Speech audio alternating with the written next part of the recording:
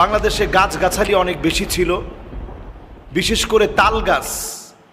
আমাদের দেশে অনেক বেশি পরিমাণ তাল গাছ ছিল।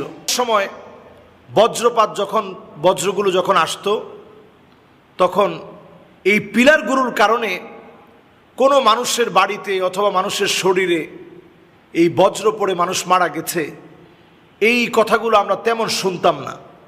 কিন্তু এই সময়ে এসে যখন এই পিলারগুলো আমরা উঠিয়ে ফেলেছি, জায়গায় জায়গায় যখন দুষ্ট কুচক্রীরা তারা বিভিন্ন চক্রান্ত করে যে এই পিলারগুলো কোটি কোটি টাকা দামের, এগুলো বলে বলে দেশের সীমানা রক্ষার যে পিলার, দামি দামি পিলার, কিন্তু দামি দামি বলতে এটা দামি এই জন্যে যে তারা একটা নির্দিষ্ট জায়গা মেপে মেপে এই পিলারগুলো স্থাপন করেছে। তো এটা আমরা নষ্ট করে ফেলেছি।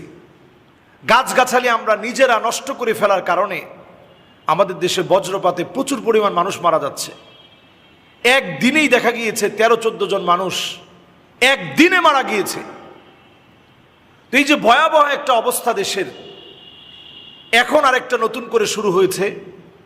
একটা সিন্ডিকেট এ দাবি করছে যে এই ধরনের লাশগুলো, যেহেতু এগুলার ভিতরে একটা বজ্র এসে পড়েছে, এই শরীরটা খুব শক্তিশালী এক শরীর, এই লাশটা অনেক দামি, মহামূল্যবান।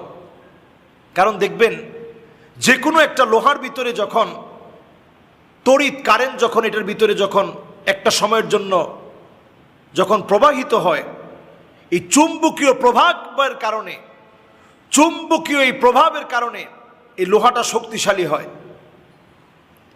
তো এই চুম্বক